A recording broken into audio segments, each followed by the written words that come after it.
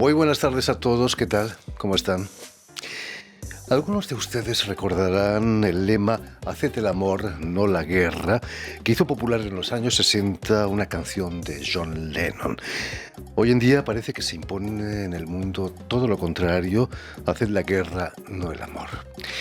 Nuestro invitado de hoy, el cantante franco-argentino Brian Chambuy Lerón, nos recuerda en una de sus canciones que el amor no viene hecho, hay que hacerlo cada día. El amor no viene hecho, hay que hacerlo cada día, descubrirlo en los rincones, encenderlo con la vida, entender por qué se esconde, comprender cuando vacila, saber dónde ir a buscarlo, escuchar cuando respira. Perder el miedo de amar, perder el miedo a la herida,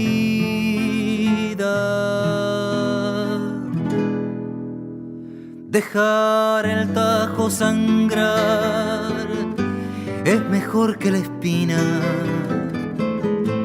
muy adentro hay un penal. Muy buenas tardes, Brian. Tardes. Bienvenido aquí a Radio Francia Internacional.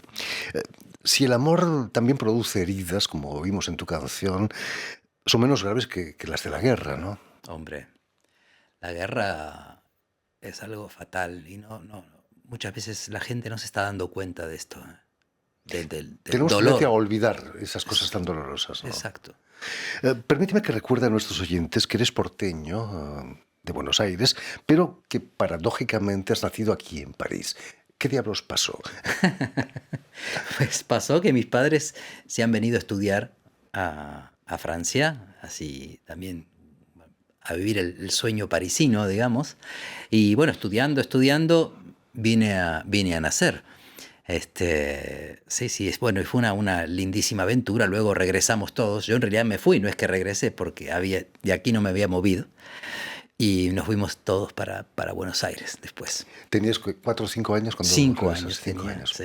Tampoco te quedaste mucho tiempo en Buenos Aires, ¿no? Me contabas. No, es cierto, porque vinieron el golpe militar famoso del año 76. Mis padres estaban con un cierto compromiso político y eso era un pecado en esa época y era muy peligroso. Entonces volvimos a salir todos, nos fuimos esta vez a vivir a México, a la Ciudad de México.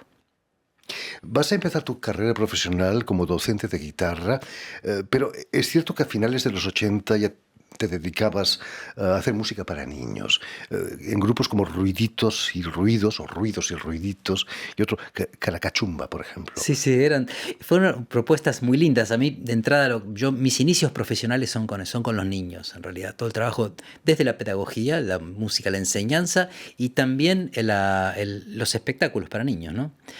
Y con estos dos grupos hicimos unas experiencias maravillosas, porque era un grupo en realidad conformado por una docente muy, muy, muy inteligente, muy pionera también, Judith Akoski, todavía me recuerdo de ella, y proponía todo un acercamiento a la música, pero desde una perspectiva más desde digamos, de la sensibilización musical, de la sensibilización sonora de los niños, ¿no? Proponíamos paisajes sonoros, inventábamos locomotoras que andaban por acá y le contábamos historias, era todo muy, muy, muy bonito, nada machacón, digamos, más bien era muy, muy hacia la sensibilización. Olvidamos a menudo que hay que estimular ese amor por la música en los niños, ¿no? Son el público del futuro, ¿no? Sin eso... Exacto, el factor también, el amor por la sorpresa, ¿no? Por sentirse también transportados de repente por la música y en que se entreguen a esa emoción. Y la música en vivo, sobre todo, ¿no? Que es lo más Sí. importante que los discos y esas cosas, ¿no? Hombre, sí. En los 90 vas a venir a Francia y a Suiza como embajador de la música popular argentina. Es cierto que enseñamos los ritmos argentinos. Sí, Eso, sí. para nosotros europeos son un poco complicados. Claro, son ritmos compuestos, ¿no? Ritmos que tienen a veces dos metraturas que están en paralelo, sonando en paralelo, y uno se va para un lado, se va para el otro, de acuerdo a cómo cómo va fraseando, ¿no? Eso es complicado, sobre todo lo que es toda la familia de la chacarera y de todo el 6x8 barra 3x4, ¿no? Son orígenes africanos, ¿no? Quizás. Yo creo que sí, claramente. De hecho, yo escuché muchos grupos africanos y suena muy, muy parecido el ritmo. Seguramente. Además, no es de extrañar, ya que hubo, bueno, mucha influencia también africana por la triste esclavitud, ¿no? Por supuesto. ¿Qué recuerdos conservas de una obra que se llama Recuerdos son recuerdos? Fue en Buenos Aires eso. Pues vaya que son recuerdos, porque fue en Buenos Aires. Y fue un poco mi nacimiento al tango, ese espectáculo. Un tango, yo tuve una actriz muy amiga, Soledad Villamil, se llama. Ella ganó bastantes premios aquí, un Goya, inclusive en un momento, actriz de cine, pero que le gustaba mucho cantar. Y éramos amigos desde niños. Entonces me llama un día y me dice, mira, estamos preparando un repertorio, así algo un poco informal, con otra actriz, Rita Cortese. Pero necesitamos a alguien que nos oriente musicalmente, que nos un poco, si quieres, vamos a presentarlo aquí. Bueno, ok, perfecto. Empezamos a trabajar y resulta que todo este repertorio era un repertorio de tango de los años 30. Casualmente era como de esa época, que es la época un poco de la floración del tango, ¿no? 20, 30, cuando empieza a surgir, cuando nace. Y bueno, esto fue un viaje de ida. Yo me metí en ese repertorio, en esa maravilla, en esa riqueza y quedé totalmente impresionado. Presentamos el espectáculo y fue un éxito totalmente que superó todas nuestras expectativas. Salas llenas, salas y salas, tuvimos que arreglar funciones y empezamos a viajar, empezamos a hacer giras, luego hicimos otro espectáculo, Glorias Porteñas, vinimos a Aviñón, nos invitó el Festival de Aviñón para estar aquí. No, fue una historia increíble. Y de ahí yo ya quedé con el tango, te diría, en sangre, girando en sangre y bueno, siempre lo llevo conmigo. Haga lo que haga, suena un poco tanguero siempre. Desde entonces eres una gloria porteña, ¿no? Hombre. Por supuesto. Como buen porteño no puedes dejar de lado el tango. En el 99, con la cantante Lidia Borda, si no me equivoco, creas el espectáculo Patio de Tango. Pero no en Argentina, sino en Porto Alegre, en Brasil. Exacto, porque había una historia muy linda, en realidad, de colaboración cultural, podríamos decir, entre los dos gobiernos, el gobierno de la ciudad de Buenos Aires y de Porto Alegre.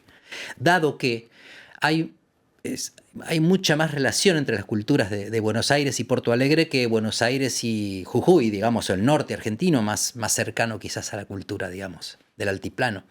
Entonces, estaban justamente haciendo una especie de proyecto de acercamiento cultural y entre esto, bueno, fuimos varios embajadores, tanto del sur de Brasil, de Porto Alegre y de Buenos Aires. Y nos encontramos justamente en este festival y ahí preparamos todo este espectáculo que fue divino. Lo presentamos en un teatro, el Teatro San Pedro, un teatro muy grande, con artistas.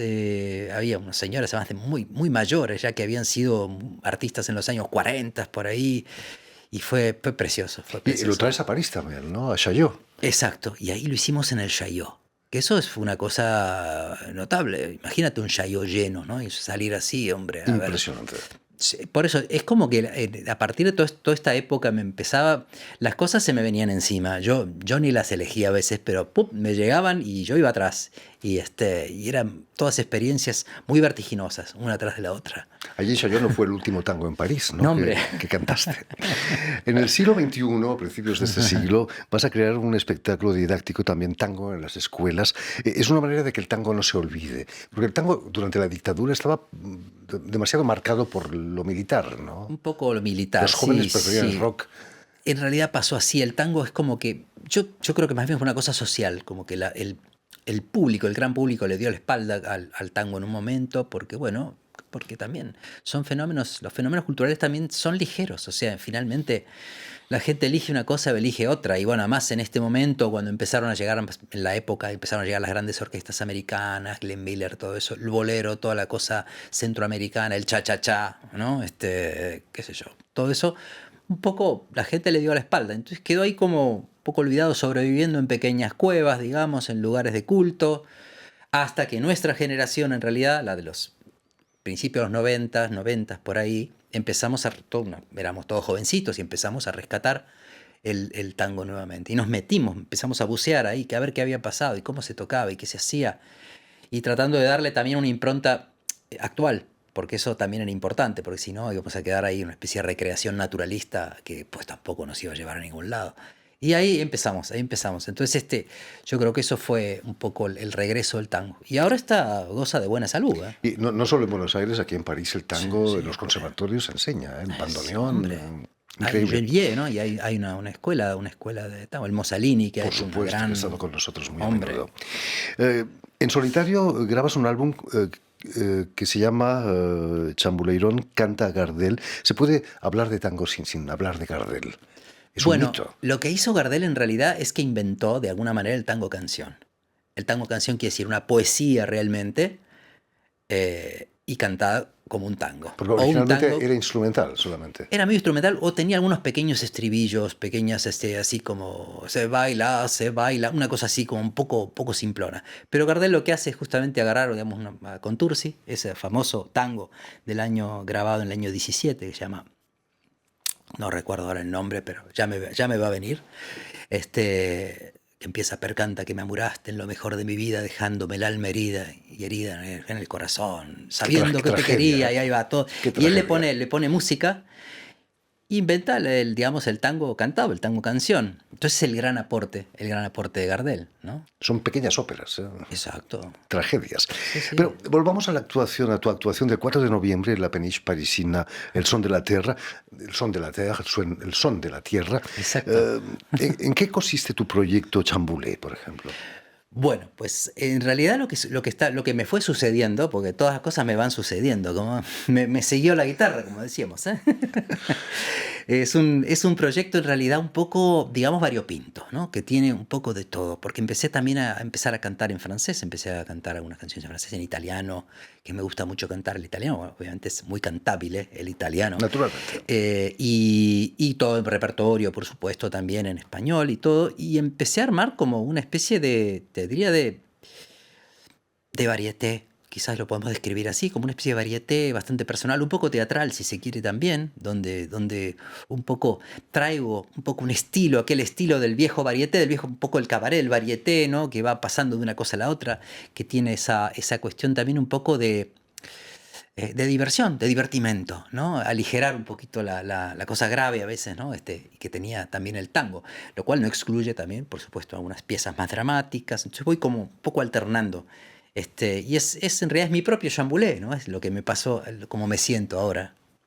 Chamboulé precisamente es muy difícil de traducir en español. Quiere decir confundido, alterado, trastornado, patas arriba, por ejemplo. Exacto, sí. Viendo lo que pasa en el mundo, no es extraño que nos sentamos todos chamboulé, ¿no? Un poco chamboulé, no sabemos de dónde agarrarnos. Eso es lo que nos está pasando. Eso es algo generalizado, ¿no? Tu apellido desde origen francés, por supuesto. Claro, Chamboulé, por eso también le he puesto Chamboulé, porque casi Claro. se parece mucho a mi apellido. Tiene solo 3 letritas de diferencia. Así que dije, por ahí mi apellido quizás algo tiene que ver con esto, ¿eh? ¿Qué significa para ti venir a actuar aquí a París? La tierra donde naciste, ¿no? Hombre, sí, es que París es una ciudad volente, ¿cómo se dice? Que hierve de mil propuestas de calidad. Y empecé a tener mucha relación también con músicos de aquí, de París. Por ejemplo, con Minino Garay, que hablábamos, también Simone Tolomeo, bandoneonista. Todos los chicos me acompañan, Romain Lécuyer, Chloé Bousquet, una violinista que es en realidad de Toulouse, y Julien Blondel, un pianista de Saint-Étienne. Así que empecé como a tener una familia musical en Francia. Y dije, esto lo tengo que hacer, esta premier la tengo que hacer en París porque es el lugar. Así que con toda dificultad y con todo trabajo empecé a buscar los lugares, quién era receptivo con mi proyecto y todo. Y por suerte conté con la ayuda de mis amigos, que siempre eso es lo que ayuda. Es lo más importante Hombre. en la vida. Brian, no me gustaría dejarte marchar sin que nos propusieses una de tus canciones. ¿Qué podrías proponernos? Bueno, a mí una canción que me gusta mucho y que estoy tocando mucho últimamente que se llama Canción de las Simples Cosas. Canción de las Simples Cosas, Brian Chamboulirón. Uno se despide insensiblemente de pequeñas cosas, lo mismo que un árbol que en tiempos de otoño se queda sin hojas. Y al fin la tristeza es la muerte lenta de las simples cosas, esas cosas simples que quedan doliendo en el corazón. Uno vuelve siempre a los viejos sitios donde amó la vida, y entonces comprende cómo están de ausentes las cosas queridas. Por eso, muchacha, no muerdas ahora buscando el regreso, que el amor es simple y a las cosas simples las devora el tiempo. Demórate aquí en la luz mayor de este mediodía, donde encontrarás con el pan al sol la mesa tendida. Por eso, muchacha, no partas ahora buscando el regreso, que el amor es simple y a las cosas simples las devora el tiempo. La, la, la, la, la, la, la, la.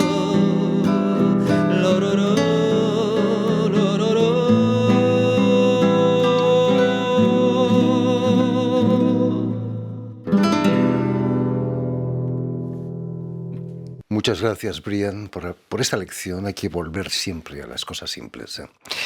En fin, pues ya lo saben, tienen una cita en la Péniche parisina El Son de la Terre este 4 de noviembre para la actuación del cantante franco-argentino Brian Chambouler.